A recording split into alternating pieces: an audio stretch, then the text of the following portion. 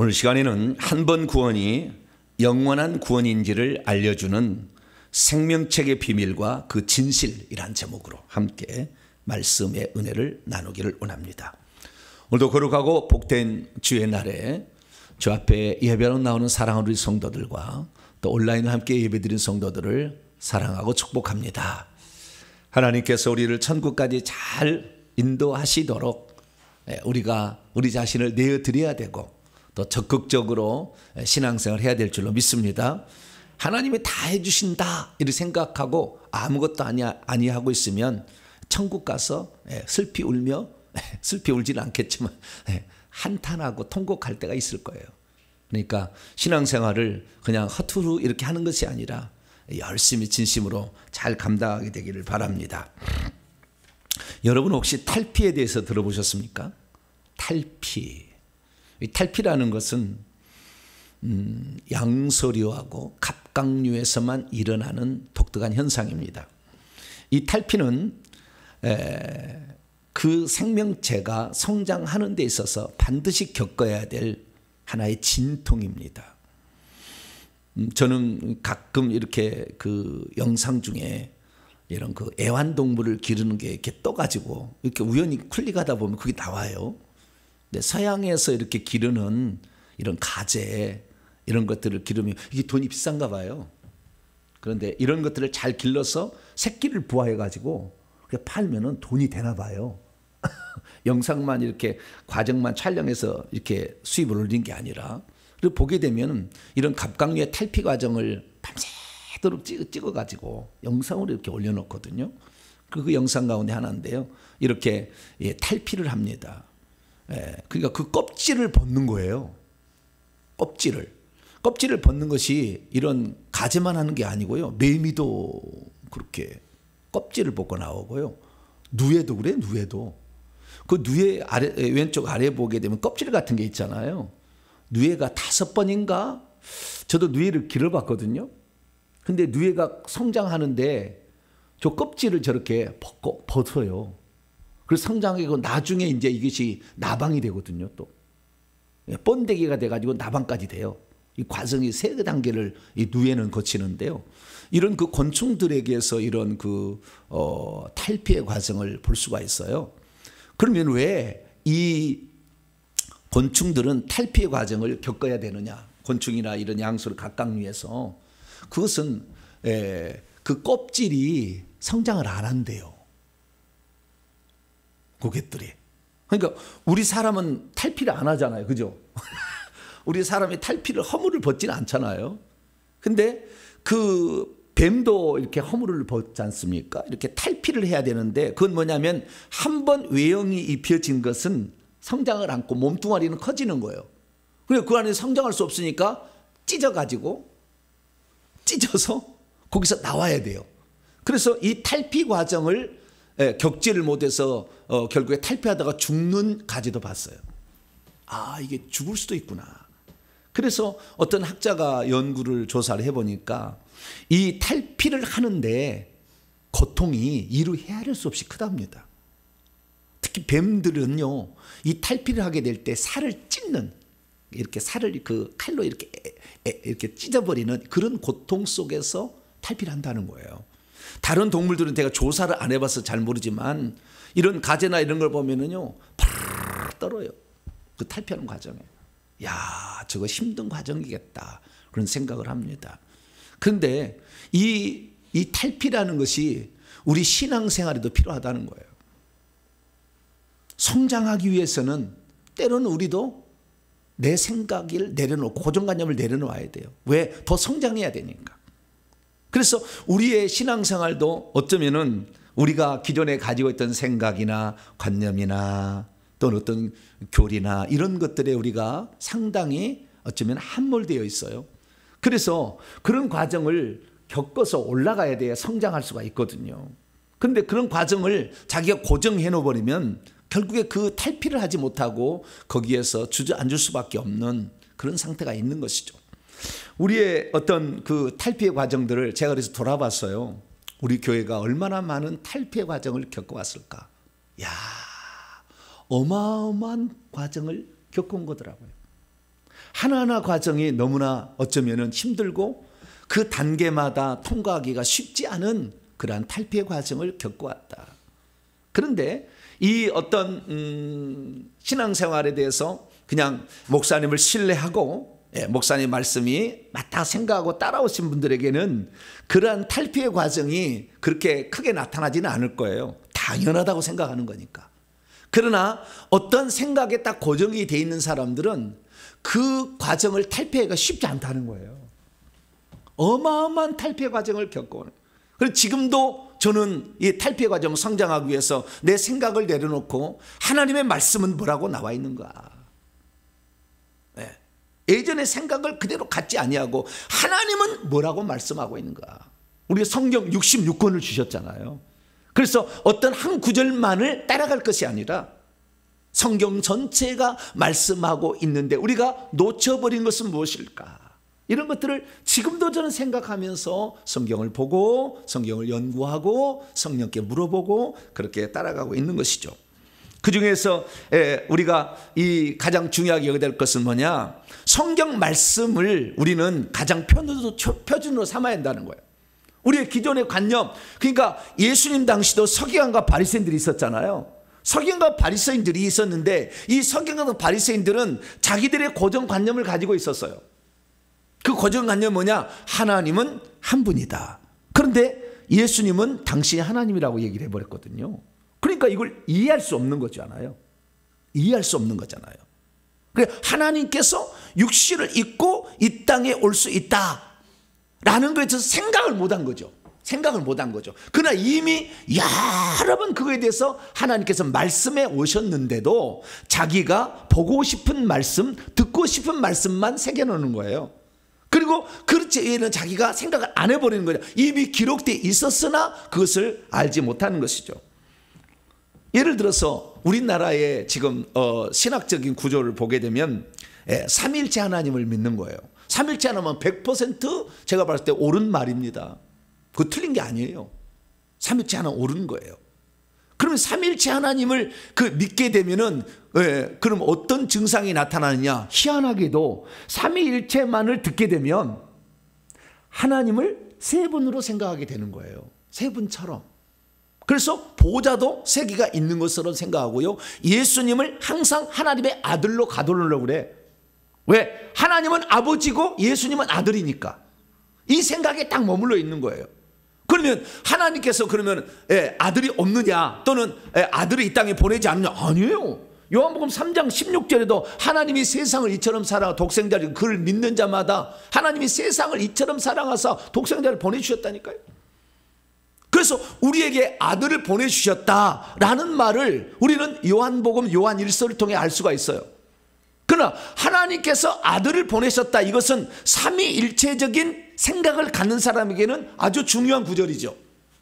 그러나 하나님이 한 분이라고 생각하는 사람에게 있어서 이 구절은 하나님을 예수님을 하나님의 아들로만 가둬놓을 수 있는 그러한 어떤 생각을 가질 수가 있다는 거예요.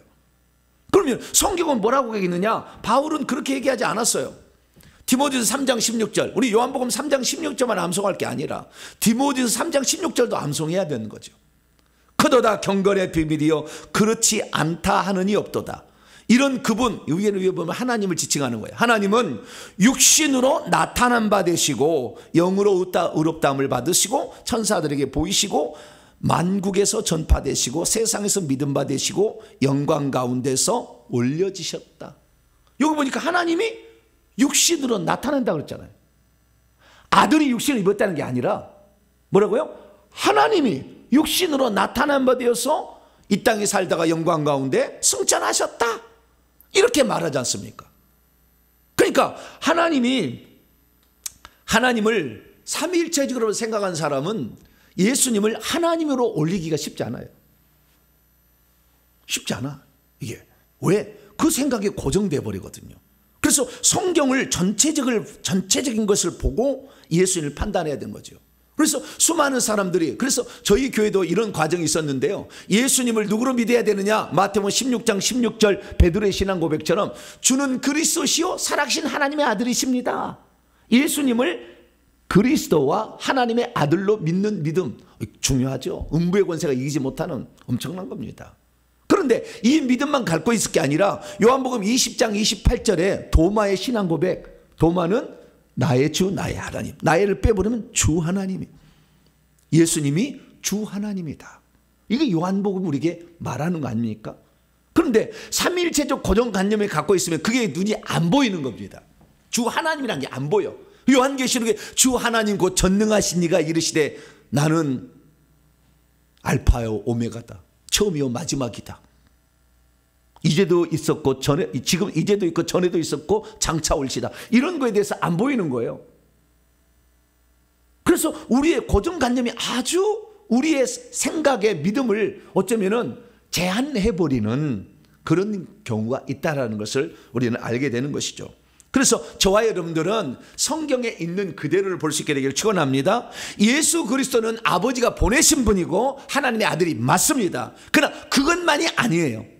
하나님이 육신을 입고 이 땅에 오신 분이기 때문에 예수님은 한 분 하나님의 다른 표현이다.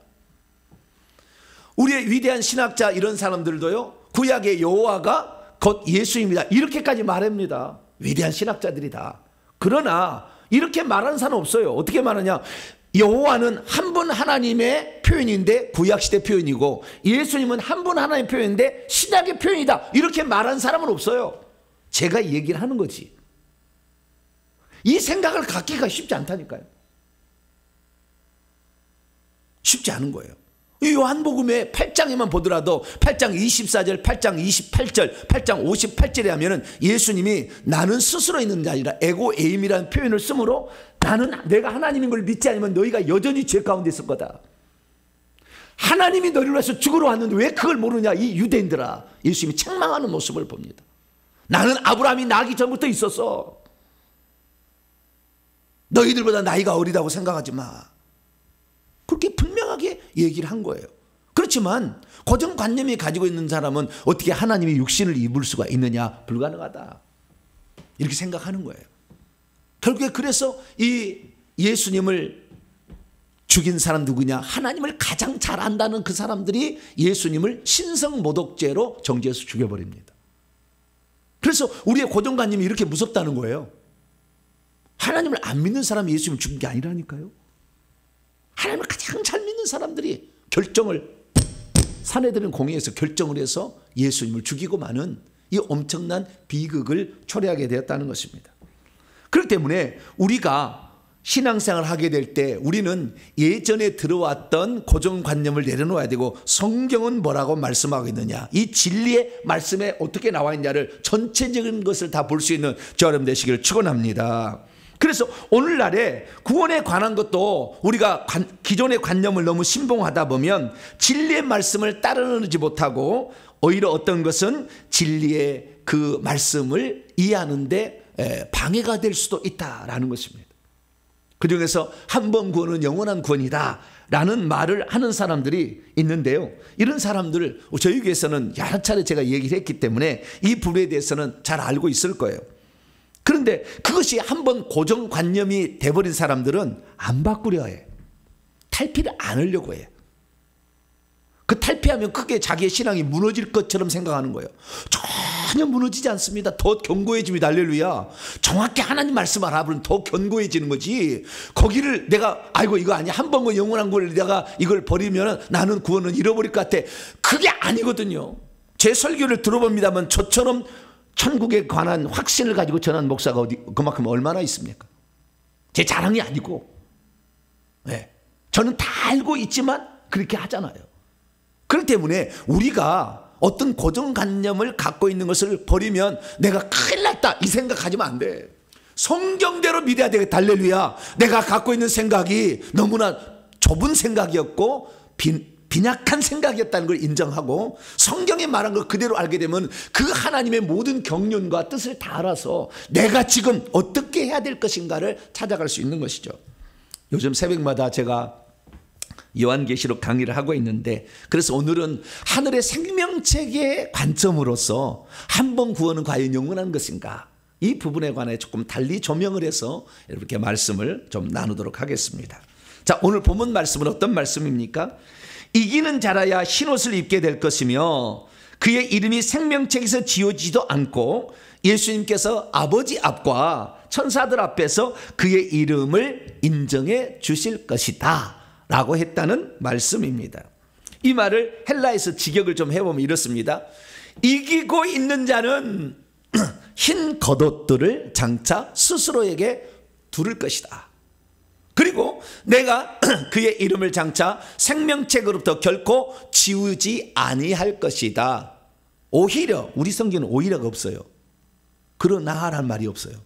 네, 그러나가 있으면 아니할 거예요. 그러나 내가 그의 이름을 내 아버지 앞과 그리고 그분의 천사들 앞에서 장차 인정할 시인할 것이다. 이렇게 되어 있습니다. 그래서 이기는 자들만 흰옷을 입게 될 것이고 이기는 자들만 생명책의 이름이 지워지지 않을 것이고 이기는 자들만 그의 이름이 하나님 앞에서 인정을 받을 것이다 라고 성경은 우리에게 말씀하고 있다는 것입니다. 그리고 우리가 여기서 알아야 될 것은 결국에 천국에 들어가는 사람들은 흰옷을 입어야 한다는 거잖아요. 천국에 들어갈 사람들은 생명책의 이름이 기록되어야 된다는 것이고 기록된 이름이 지워져서는 안 된다는 거잖아요.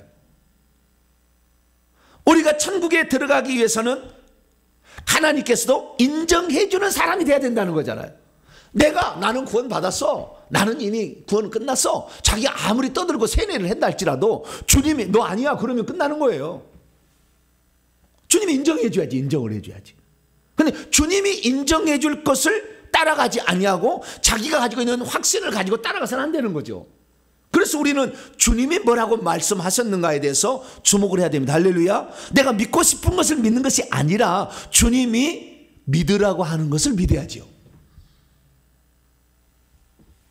그래서 우리는 정말 내 이름이 생명책에 기록되어 있는가?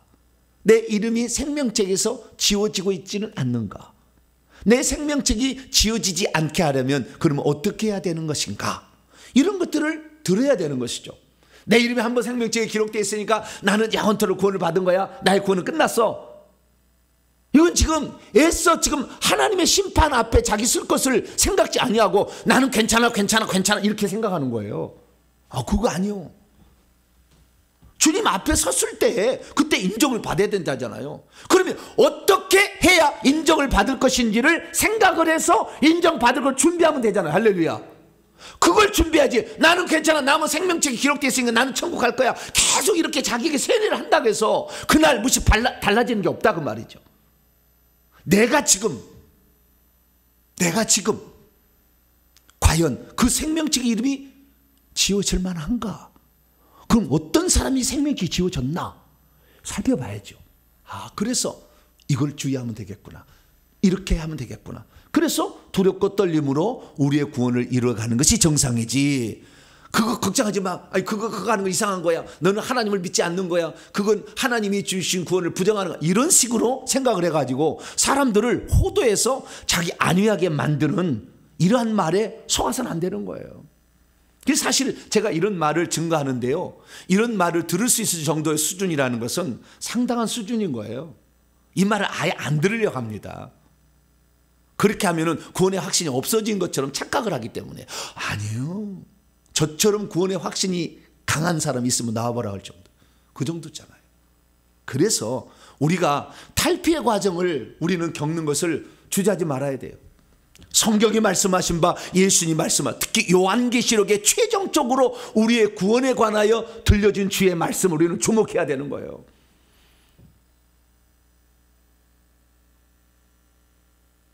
직접적으로 들려준 말이잖아요. 이게 공간복음서하고 요한계시록만 나오잖아요. 빨간 글씨의 말씀.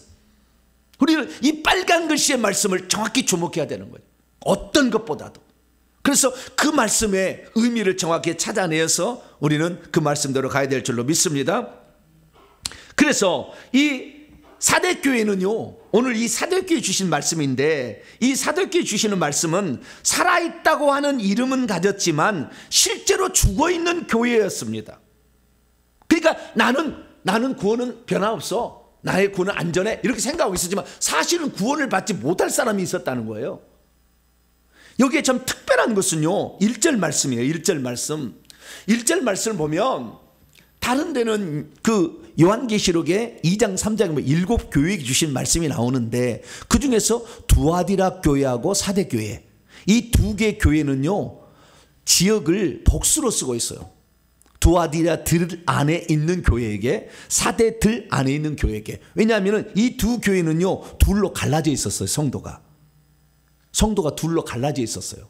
그렇기 때문에 두 개 교회가 교회 안에 두 무리의 그룹이 있었다고 이렇게 얘기를 하고 있는 거예요. 사대교회도 마찬가지였어요.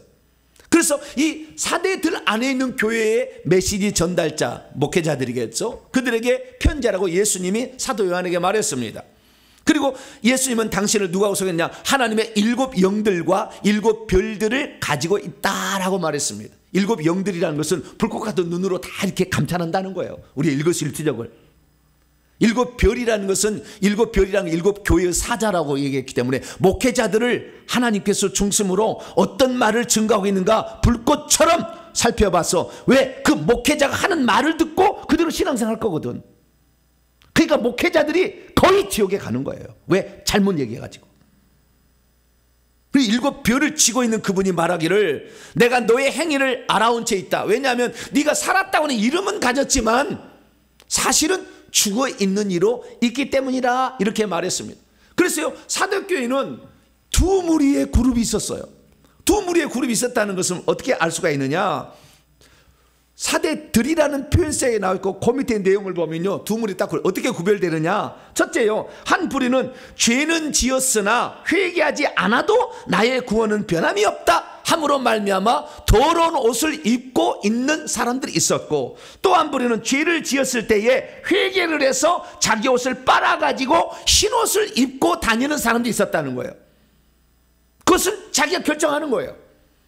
그런데 사대교회는 지금 어떤 교회에 있느냐? 주의 종이 예수 믿으면 한 번 구원이니까 회개치 않아도 믿음만 있으면 천국 갑니다라고 가르치고 있었던 거죠. 그러나 성도 중에는 그게 아니라 그런데 목회자가 그렇게 잘못 주장할 수 있잖아요. 그러면 그 목회자만 따라서 회개 안 해도 되는 모양이다. 그리고 따라가면 되는 것인가? 영혼의 문제는 심각한 문제예요. 혹시 제가 잘못된 얘기를 하면 여러분 듣지 마셔야 돼요. 성경하고 어긋나면은. 성경대로 가야 되는 거예요. 그래서 그 속에 있는 무리 가운데 이건 아니다. 우리는 예수님께서도 목욕한 자는 발을 씻어야 된다 얘기를 하셨다. 그래 날마다 지은 죄를 회개하지라고 자기의 옷을 빨아서 흰옷을 입고 다니는 몇몇의 소수가 있었다는 거예요. 그러면서 주님께서 이 교회에게 주신 말씀이 뭐라고 하냐? 내가 도둑같이 와서 너희들을 심판할 거다. 그런데 이 사대 안에 옷을 더럽히지 아니하고 그 옷을 빨아서 흰옷을 입고 다니는 몇 명이 있다. 그러면서 그들이 결국에 심판대 앞에 갔을 때 흰옷을 천국에서 입게 될 것이고 생명책의 이름도 지어지도 않을 것이고 그들을 내가 안다고 인정할 것이다 라고 말씀을 하셨다는 것입니다. 믿음이 있어도 흰옷을 입지 않고 있는 자는 자신이 죽은 채 있는 자라는 것 자체를 모릅니다. 믿음이 있어도 흰옷을 입지 않고 있는 자는 자기의 신앙에는 아무런 문제가 없다고 생각합니다. 믿음이 있어도 흰옷을 입지 않고 있는 자는 구원의 기준을 많이 낮춘 상태에서 자신의 구원은 안전하다 생각합니다.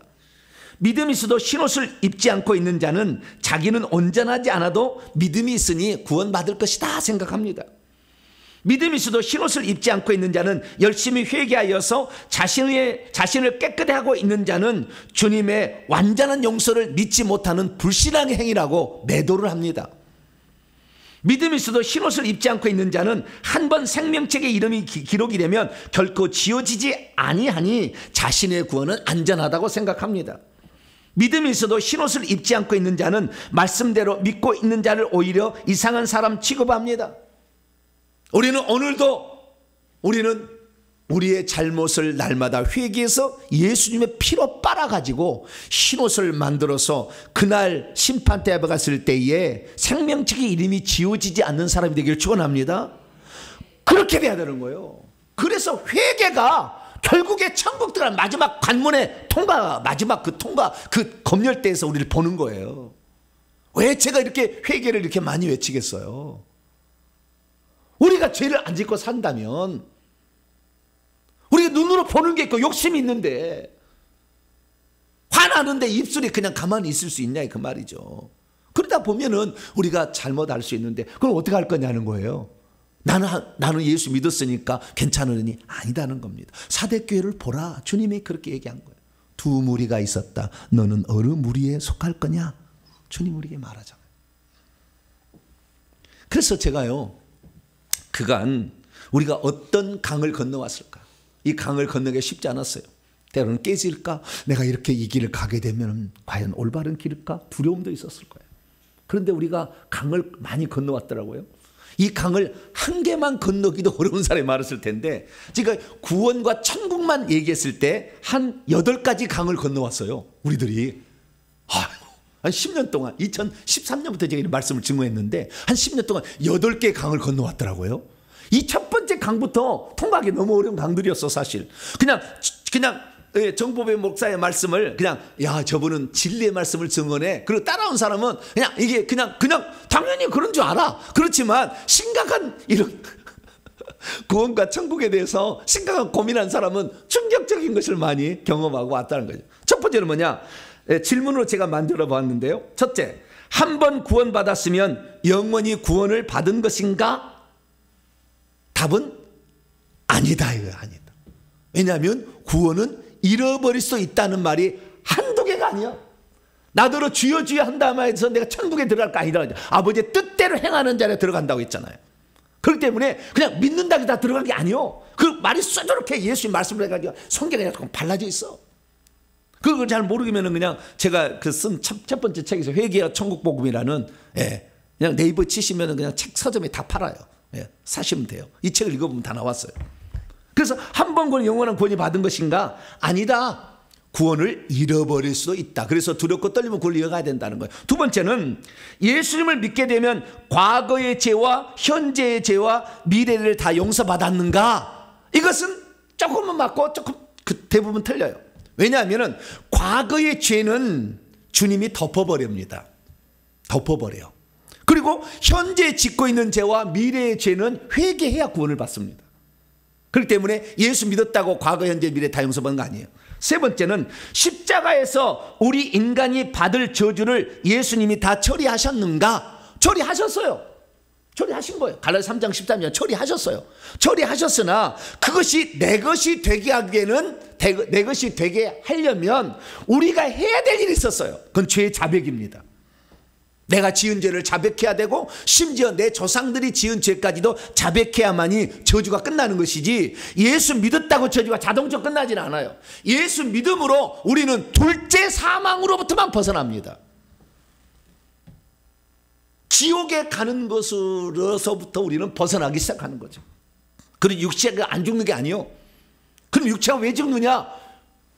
죄의 싹스로 죽는 거잖아요. 그러니까 죄의 결과들이 귀신을 통해서 우리에게 드러나기 때문에 사망의 영역 귀신입니다. 귀신이 와서 싹 덮어서 죽는 거예요. 몰라서 그러는 거지. 그래서 이것도 저주는 처리되었지만 이것이 주관적으로 내 체험이 되기 위해서는 우리가 해야 될 일이 있다는 것이 성경의 가르침이고 실제입니다. 네 번째, 내 조상들이 지은 죄들은 나와 상관없는 일인데 굳이 회개를 해야 되는가? 회개해야 합니다. 안 해도 구원하고는 사실 상관은 없어요. 내가 보니까. 우리 조상들이 지은 죄를 내가 회개하지 않는다고 천국 못 가는 건 아니에요. 우리의 구원은 내 믿음으로, 내가 회개함으로 가는 거지. 그런데 조상들이 지은 죄를 회개치 아니하면 그 조상들의 속에 들어있던 악한 영들이 내려와 가지고 내 인생을 망가뜨려서 심각한 질병을 줍니다. 가난을 집어넣어 줍니다. 물질이 새나가게 하는 거예요. 자녀들이 형통하지 않습니다. 앞길을 막아버립니다. 그래서 이것은 꾸준히 해야 될 겁니다. 그렇다고 이것이 구원의 문제하고는 상관없다. 그러나 우리의 삶에 형통한 삶을 통해서 전도를 하려면 반드시 해야 될 일이다. 왜? 내가 찌질이 못나게 사는데 무슨 전도를 할 수 있으며, 내가 늘 불치병에 걸려가지고 고통당하는데 누구를 전도할 수 있습니까? 불가능한 거니까. 다섯 번째, 천국은 믿음만 있으면 들어갈 수 있는가? 믿음이 있어야 들어갑니다. 근데 믿음만으로 들어간 게 많이 중요한 거예요. 믿음만이 아니에요. 믿음만으로 들어간 게 아니라 믿고 회개를 해야 됩니다. 할렐루야. 마가복음 1장 15절에 하나님 나라가 가까웠으니 복음을 믿고 회개하여 복음을 믿으라. 그래서 믿고 회개해야 되는 거예요. 그래서 이 종교개혁자들이 믿음을 회복했지만 회복을 못 시켰어요. 그래서 지금까지 헷갈리고 있는 것입니다. 회개치 아니하면 결국에 우리는 안 되는 거예요. 그래서 주님께서요, 우리가 과연 진실로 그 믿음을 가지고 있다고 한다면 실제로 열매를 맺을 것이다 라고 말씀하셨어요. 그래서 그 사람이 진정 그 믿음이 있는지는 그의 열매를 통해서 판단하시겠다고 한 것이, 믿음을 통해서 심판하시겠다고 얘기한 적이 없습니다. 우리의 심판은 우리의 행위의 열매들을 통해서 심판받는 것입니다. 그래서 우리는 믿음만이 아니라 믿음과 회개를 통해서 구원을 받는다. 할렐루야. 이걸 정리하시기 바랍니다. 6번째, 생명책에 이름이 기록된 자라도 지워질 수 있는가? 얼마든지 지워질 수 있다고 요한계시록 3장 5절에 말합니다. 진짜는 지워지는 거예요. 네. 그러면 이 요한계시록에만 생명책 이름이 지워진다는 말이 나오느냐? 아니에요. 구약의 가장 위대한 사람 모세, 율법을 받아서 이스라엘 백성을 이끌어와서 가나안 땅 직전까지 인도했던 이 모세가 뭐라 그러냐? 모세가 생명책 이름이 지어진지를 알았어요. 모세만 아니라 다른 사람도 알았는데 첫째 모세가 알았어요. 그래서 모세가 뭐라고 하냐면, 이스라엘 민족이 자기가 이 십계명을 받으러 시내산에 올라갔을 때 백성들이 자기를 인도한 신을 만들려고 하면서 금신상을 만들어 송아지로 형상의 금신상을 만들어 광란에 춤을 추고 있었어요. 그래서 큰 죄를 범한 것을 알았어요. 그래서 그 죄를 용서해 달라고 하나님께 간구를 합니다. 왜? 다 죽게 생겼거든. 왜? 십계명이 1, 2계명이 나 외에 다른 신을 만들지 말고 성기도 만들어가지고 성기가 있거든. 아주 1, 2계명을 어겨버렸어. 용서받을 수가 없어. 그래서 어쩌면은 마지막 보류의 기도를 하죠. 주님, 이 백성을 만약에 멸하신다면 어떻게 되겠습니까? 예, 이 죄를 사해달라고. 그리고 그렇지 아니하면은 원하건대 아예 내 이름을 생명책에서 지워달라고. 아주 대단한 배포죠. 야, 인간이 하나님 앞에 이렇게 그냥 자기 백성을 살리려고 생명책이 지어지는 거 알았거든요. 그러니까 주님이 뭐라고 얘기하느냐? 출애굽기 32장 33절에 여호와께서 모세에게 이르시되 누구든지 내게 범죄하면 내가 내 책에서 그를 지워버리리라. 누구든지 내게 범죄하는 자를 나는 지워버린다. 그런데 예수 믿은 사람들은 나는 지워지지 않을 것처럼 생각하는데 지워버린다니까요. 지워버린다. 이렇게 말했어요. 뿐만 아니라 구약의 다윗도 그랬습니다. 시편 69편 28절을 보면 다윗이 인도자를 따라 어떤 백합화 곡조라는 소사님에 맞춘 노래를 불렀는데요. 그들 악인을 생명책에서 지우사 의인들과 함께 기록되지 말게 하소서. 그래서 예수 믿어서 하나님을 믿어서 오늘 의인이 됐다 할지라도 악인이 계속 죄를 짓고 회개치 않는다면 생명책에서 지워진다라는 말을 했다는 것입니다. 그래서 우리는 생명책에서 지워질 수 있겠구나, 항상 옷깃을 여미며 자기의 신앙생활을 해야 될 줄로 믿습니다. 그리고 7번째, 천국에 들어가면 다 같은 왕 같은 제사장이 되는가? 이것은 천국의 지위와 신분에 관한 문제인데요. 많은 사람이, 저는 그렇게 수십 년 동안 그렇게 믿어왔었어요. 나중에 알고 보니까, 요한계시록 읽어보니까 전혀 아니에요. 네. 왕 같은 제사장이 되는 자는 소수입니다. 천국은 두 무리의 그룹으로 나눠집니다. 섬김을 받는 자와 섬기는 자로. 섬김을 받는 자 중에는 왕 같은 제사장도 있어요. 그래서 천국의 이 두 무리의 그룹으로 나눠져서 그 왕 같은 제사장이 된다는 것은 천국에 들어가는 사람의 극히 적은 무리에 속한다, 이렇게 알 수가 있어요. 마지막 8번째, 구원받은 자 중에서 성 밖으로 떨어질 자가 있는가? 이게 있어요. 네. 생명책에서 이름이 지워지면 생명책 이름이 지워진 자만 성 밖으로 가는 거예요. 생명책 이름이 기록되지도 않는 자가 성 밖에 가는 사람은 없어요. 다 지옥에 가지. 그래서 이 성 밖에 던져지는 것은 생명책의 이름이 지워질 때 간다라는 것을 알 수 있어요.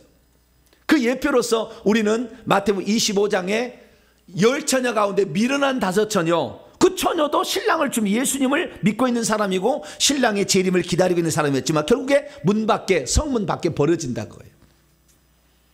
두 번째 달란트 비유를 보게 되면 그 악하고 게으른 종이 바깥 어두운 데로 쫓겨나. 성은 빛이 가득히 하나님 빛이 했어요. 성 밖에 쫓겨나 좀 더 멀리 갈수록 바깥 어두운, 더 바깥에 어두운 거예요. 어두운 곳으로 쫓겨나 거기서 슬피 울며 이를 갈리라 이렇게 하고 있잖아요. 그렇기 때문에 우리가 예수 믿는 자라도 이름이 지어지면 성 밖으로 떨어진다라는 것이 성경의 말씀입니다. 그래서 우리가 우리의 구원에 관하여 우리는 정확히 알아야 될 게 뭐냐면, 많은 사람들이 내 구원은 만세전에 예정된 대로 구원을 받는다고 생각하지만, 만세전에 예정된 대로 모든 사람 구원하기를 원하시나 결국에 그 사람이 결국에 그 구원을 못 받는 사람도 있는 거예요. 인간은 왜 그러냐면 자유의지가 있기 때문에 그래요. 자유의지가. 내가 그것을 믿을 거냐 말 거냐는 결정하는 거잖아요. 내가 이 교회를 다닐 거냐 말 거냐 결정하는 거잖아요. 다 자기가 결정하는 거예요. 그 결정권을 누가 해주는 게 아니에요. 내가 결정하는 거예요. 그런데 성경에 보게 되면 우리가 구원에 관한 소식, 복음을 듣고 내가 죄인인 것을 깨닫고 회개를 한다면 하나님께서는 그 사람을 구원한다고 약속을 해놨어. 이건 변치 못할 약속이요. 그러니까 우리가 회개를 하고 예수님을 꽉 믿게 되기를 축원합니다. 그래서 그분의 예수님을 영접하는 자 하나님 자녀가 된다고 그랬어요. 할렐루야. 자녀가 된다고 해서 아버지의 생명이 들어와서 하나님 자녀로 탄생한 거예요. 그리고 이건 분명한 사실이에요. 예수님 말씀하셨으니까 변치 못할 사실이에요. 그런데 그렇게 해서 예수 믿는 사람이 결국에 구원에 탈락할 수 있는가? 여러분 이걸 아셔야 되는데요. 우리가 성경을 푸는 두 가지 방법이 있는데, 하나는 성경을 전체적으로 봐야 된다는 거예요. 전체적으로. 그리고 헬라 원문으로 봐야 되고 문맥을 잘 봐야지 구절만 딱 따라서는 안 된다는 거예요. 이 성경을 보는. 두 번째는 뭐냐면 천국의 실상을 알아야 돼요. 천국의 실제를. 천국의 실제를 모르고 성경만 아는 사람은 잘못 풀 수 있어요. 얼마든지 잘못 풀 수 있어요. 제가 한두 사람 본 게 아니에요. 천국의 실제를 알아야 성경도 풀어질 수가 있어요. 이 두 가지를 모르면 안 돼요. 그래서 천국에서 구원의 과정은 어떻게 이루어지는가 잘 보게 되면요, 우리가 예수님을 딱 믿어서 내가 죄인임을 시인하고 예수님을 딱 믿게 되어서 예수님 마음속에 영접하는 어느 순간에 성령께서 우리에게 싹 들어오셔요. 성령은 바람과 같아가지고 잘 느낄 수는 없어요. 근데 딱 들어와. 그래서 우리에게 생명을 딱 줘. 그 순간에 어떤 일이 벌어지느냐, 천국의 생명책에 이름이 다 기록이 되는 거예요. 정보배 이렇게 이름이 딱 기록이 돼요. 기록된과 동시에 하나님은 2명의 수호천사를 딱 보냅니다. 이걸 지키라. 내가 허락하지 않은 한 귀신 건들 수 없다. 귀신 죽일 수 없다. 하고 2명의 천사를 딱 붙여요. 죽을 때까지. 그러다가 이 사람이 죽는 날 천국에 가잖아요. 그러면 2명의 천사가 옆에서 딱 이렇게 호의를 하고요. 황금 마차가 대기하지 않는 사람은 2명의 천사가 어깨를 탁 붙이고 하고 딱 데리고 올라갑니다. 그리고 황금 마차, 이 사람이 진짜 하나님 나라 일을 많이 했잖아요. 그러면 황금 마차가 딱 내려와. 그래, 이거 타시라고 딱 그래. 여러분은 황금 마차가 대령하는 복된 성도가 되길 축원합니다. 예, 딱 이건 실상을 내가 얘기하는 거예요. 실제를. 네. 많은 사람이 목사님은 성경책에 황금 마차가 대령하지 않는다. 나와 엘리야가 불멸과 왔잖아요. 표현이 불발로 표현되는 것이지. 예. 그리고 어떤 것은요, 정작 성경에 없는 것도 있어요. 그러나 천국의 실상을 얘기하는 거예요. 자, 성경을 설교를 하는 데 있어서 성경 말씀을 다 말합니까? 이 성경 말씀이 그렇다고 확인하기 위해서 수많은 예화들을 들잖아요. 이렇게 이게 맞다고 예화들을 들잖아요. 근데 나는 예화를 천국의 실상으로 들 뿐이요. 다른 사람은 세상 예화 드는 것이고 그 차이뿐이요. 할렐루야. 예, 제가 천국 예화를 든 것을 가지고 그걸 맞다, 그거 하지 마. 그 실상이랑, 성경의 실상이란 걸 내가 증언해 주고 있는 거죠. 할렐루야. 그것도 세상 예화 쓸데없는 누구 학자 예수님보다 한참 떨어지고 사도 요한보다 한참 떨어진 그런 말을 들을 필요 없어. 천국의 실상을 얘기한 게 더 중요하지. 그런데 얘기하는 거예요. 그래서 생명책 이름이 딱 기록되는 거예요. 그 다음부터 그 사람이 살아가는 모든 삶에 주님을 위해서요, 회개하고 충성하고 섬기고 인내하면은 하늘의 상이 많아지. 할렐루야. 그 전에 있는 모든 것은 공짜입니다. 안 됩니다. 하늘의 기록 안 됩니다. 예수 믿고 생명책 이름이 기록되는 그 순간부터 이렇게 가는 거예요. 그러면 중요한 건 뭐냐? 그러면 생명책에 이름이 기록된다는 걸 뭘 말하냐면요, 천국의 시민증을, 주민등록증을 받은 거예요. 따라하십시다. 나는 예수 믿어서 천국에 주민등록증이 있구나. 뭐가 있어요? 주민등록증이 있는 거예요. 지금 주소가 딱 정해졌다는 거예요. 여러분이 생명책 이름이 기록된 순간 여러분의 살 장소가, 주소가 딱 정해져요. 주민등록증이 생긴 거예요. 자, 그러면 주민등록증이 생겼으면 천국에 들어가야 돼요, 말아야 돼요? 들어가야 되겠죠. 그런데 오늘 죽으면 들어가겠지. 오늘 죽으면 들어가. 네. 빈털털로 들어가든지 많이 들어간지는 좀, 내가 더 오래 살면 더 많이 일을 하겠지만 나 잠깐 들어갈 수 있어. 그런데 내가 천국에 들어가는데 그러면 주민등록증이 계속 유효하느냐, 말소가 될 수도 있느냐, 이거예요. 만약에 한번 주민등록증이, 우리에게 주어진 생명책 이름이 기록된 게 주민등록증이 말소가 되지 아니하고 계속 남아있다면 우리의 구원은 영원한 구원이지. 안 그러겠어요? 예수 믿을 때 그 받은 구원이 뭐예요? 영원한 구원이 되는 거죠. 그러니까 생명책에 과연 이 이름이 지워지는가 안 지워지는가, 이것이 영원한 구원을 우리가 받은 것인가, 영원히 받은 것인가, 아니면 영원한 구원을 받았을 때 잃어버릴 수도 있는가를 결정하는 아주 중요한 요인이다, 그 말이에요. 그러면 우리가 믿음으로 얻은 구원이 영원할 것인가, 변동사항이 없는 것인가, 어떻게 알 수 있을까요? 하나의 예화를 통해서 알 수가 있는데요, 그것은 1만 달란트 빚진 자의 비유예요. 그래서 제가 성경을 읽어가면서 간단히 설명해 볼게요. 잘 들어보기만 해요. 그러나 천국은 마치 그의 종들과 결산하려 하던 어떤 임금 왕과 같으니, 결산할 때 1만 달란트 빚진 자, 한 달란트가 얼마냐면 3억 6천만 원 정도 합니다. 한 달란트가. 근데 10달란트도 아니고 100달란트, 1000달란트도 아니고 10,000달란트예요. 그럼 그 돈은 천문학적 숫자로서 갚을 수 없어요. 자, 1만 달란트 빚진 자를 데려오면 갚을 것이, 당연히 갚을 것이 없겠지. 1달란트도 3억 6천인데. 주인이 그에게 명하여 그의 몸과 아내와 자식들과 그가 가진 모든 소유를 다 팔아서라도 갚으라, 이렇게 했다는 거예요. 그러자 그 종이 엎드려 사람에게 내게 참아주소서, 다 갚겠나이. 갚기도 어렵지만 자오지간 긍휼을 베풀어 달라고 그렇게 한 거 아니에요. 그러자 그 주인이 하도 그러니까 눈물이 찔끔찔끔 나오니까 불쌍히 여겨서 놓아보내며 말하기를 그 빚을 탕감하여 주었대요. 이 탕감하여 주었다는 것은 지금 갚아 않아도 돼, 내버려 두었다는 거예요.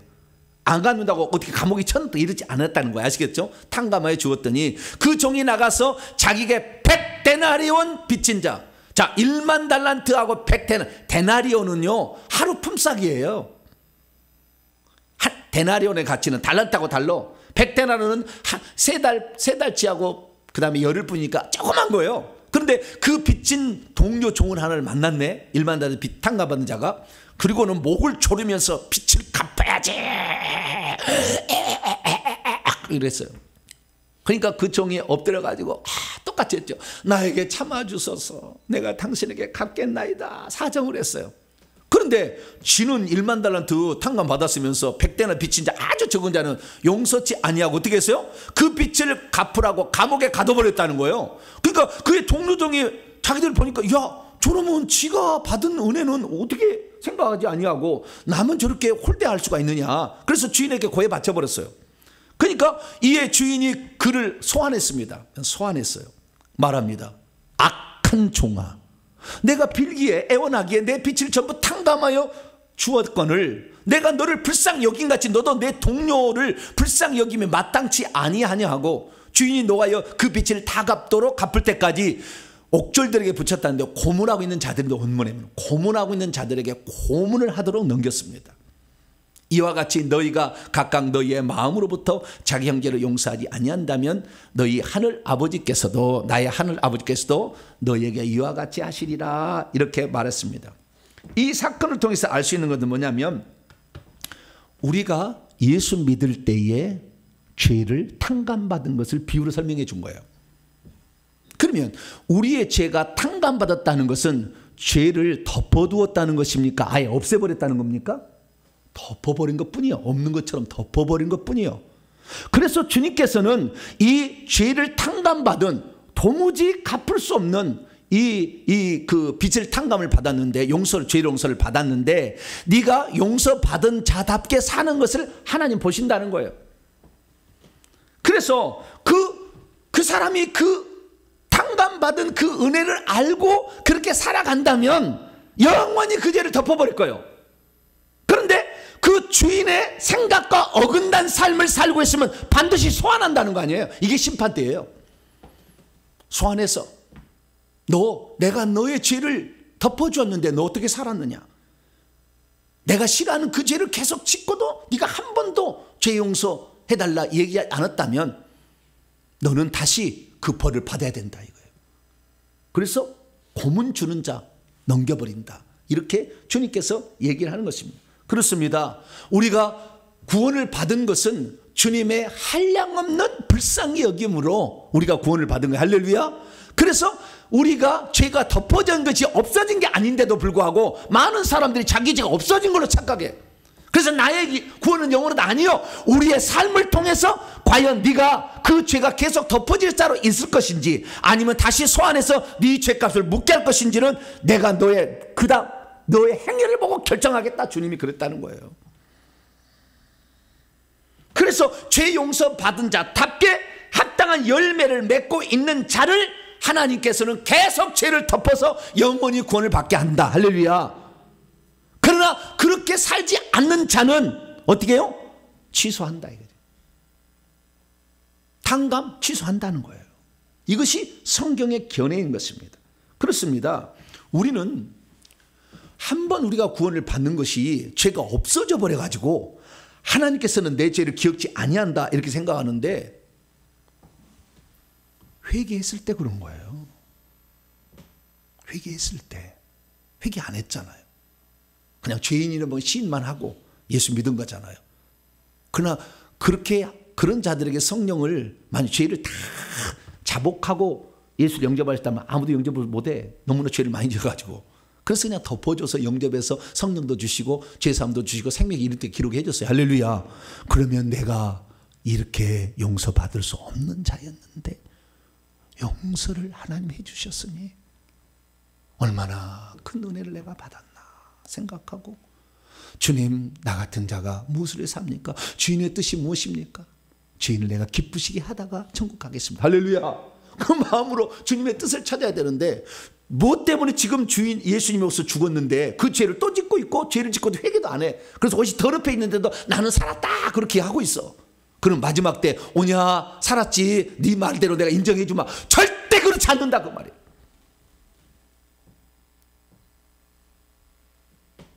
생명체 이름을 지워버린다는 거예요. 그러면 천국의 실제 상황을 말씀드립니다. 우리가 생명책의 이름이 기록됐을 때 그 뒤에 어떻게 생명책의 이름이 변화되는가를 말씀드릴게요. 천국의 생명책의 이름이 기록되는 그 순간부터 내가 한량없는 죄 용서를 받아서 구원의 은총을 받은 것에 감사하면서 충성하고 헌신하고 봉사하고 섬기며 그리고 주님의 오실 날을 기다리며 인내하며 살아가는 자는요 생명책의 이름이 계속 더 씌워집니다. 굵어져 글씨가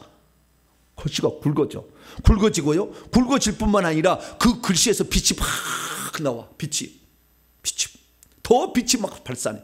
빛이 막 발산. 어떤 사람은 향기가 막 나와. 또 향기가 얼마나 멋진 삶을 살았으면 향기가 나오겠어요. 막 예물을 드릴 때 막 향기가 나오거든. 향기가 막 나와. 막 향기가. 어떤 사람은 거기다가 금으로 장식을 하고 보석으로 장식이 돼. 수가 막 놓아져. 이 사람은 천국 가면 왕노할 자예요. 이렇게 배려하고 있는 사람. 그런데 어떤 사람은 뭐냐? 기록천사가 있는데 기록천사가 한쪽에는 붓을 갖고 있고 펜을 갖고 있고 한쪽엔 지우개를 갖고 있는데 지우개를 살짝 지워요. 이렇게. 그러면은 좀 희미해집니다. 이 글자가. 희미해져. 지우개로 이렇게 지워요. 왜 지워요? 죄를 짓고도 회개치 않아서 죄가 많아지면 지워요. 점점. 그러다가 그가 마지막 그 순간까지 회개를 안 하잖아요. 싹 지워버려요. 어떤 것은요, 찢어버려. 생명책의 이름. 아예 찢어버려. 그게 실상입니다. 그러니까 한 번 생명책의 이름이 기록되어 있다 해서 영원히 가는 게 아니라 그것이 없어질 수도 있다는 것은 우리의 구원은 안전하다고 하는 것이 아니라 오늘도 우리는 탕감받은 자의 그의 삶을 통해서 마지막에 탕감받은 것을 인정할 건지 아닌가 결정한 것처럼 우리의 삶을 점검하면서 주님 앞에 내가 잘못한 건 날마다 회개해서 최소한 우리의 잘못을 회개하면 흰옷을 입잖아요. 할렐루야. 그게 천국 사람 다 흰옷을 입잖아요. 그러니까 우리가 최소한 회개라도 하고 더 천국에서 좋은 지위와 신분을 얻기 위해서는 이 땅에서 충성하시고 섬기시고 말씀의 인내를 쫙 가지고 어떠한 환난과 핍박과 있다 할지라도 인내하면서 이것을 견뎌내기를 바랍니다. 그래서 주님의 마지막 권면이 이렇게 하는 것입니다. 뭐 하는 권면하느냐? 자기의 두루마리를 빨고 있는 자가 복이 있다. 왜? 그들은 새 예루살렘 성에 안에 있는 생명나무에 나아가며 진주 12진주물을 통하여 성에 들어갈 권세가 주어질 것이다 라는 거예요. 그래서 우리가 회개하는 것입니다. 할렐루야. 뿐만 아니라 죄를 짓지 말아야 돼요. 개들과 점술가들, 음행하는 자들, 살인자들, 우상숭배자들, 거짓말을 좋아하며 지어낸 자, 쉽게 여기는 자는 성 밖으로 가거나 불과 유황으로 타는 못에 던져 불못에 갈 수도 있다라고 성경은 말하기 때문에 그렇던 것이죠. 그래서 우리는 오늘부로 죄를 청산하시기를 축원합니다. 그런데 제가 회개 기도문으로 기도하기 전까지는 계속 죄를 짓더라고. 근데 회개 기도문으로 계속 기도하니까 죄를 안 짓게 되대. 그거 신기해요. 더 어떻게 해요? 생명체 이름이 빛나질까요? 지워질까요? 네? 죄를 짓고도 나는 괜찮아, 나는 구원받았어, 나는 영원한 거야, 이런 사람 뭐예요? 점점 지워지고 있는 거예요. 오늘 회개를 하니까요 은사가 막 나타나고 막 보이고 놀라운 일이. 여러분 회개를 통하여서 여러분의 기록된 생명책 이름이 더 빛이 나고 순호해지고 그 향기가 나고 그래서 천국에 들어갈 때 귀한 상 얻는 복된 자가 되기를 간절히 축원합니다. 거룩하신 하나님 감사합니다. 수많은 사람들이 생명책의 실상을 몰라 한번 생명책에 기록이 되면 영원토록 있는 줄 압니다. 그러나 주님은 생명책 이름을 지워버린다 분명히 말씀하셨습니다.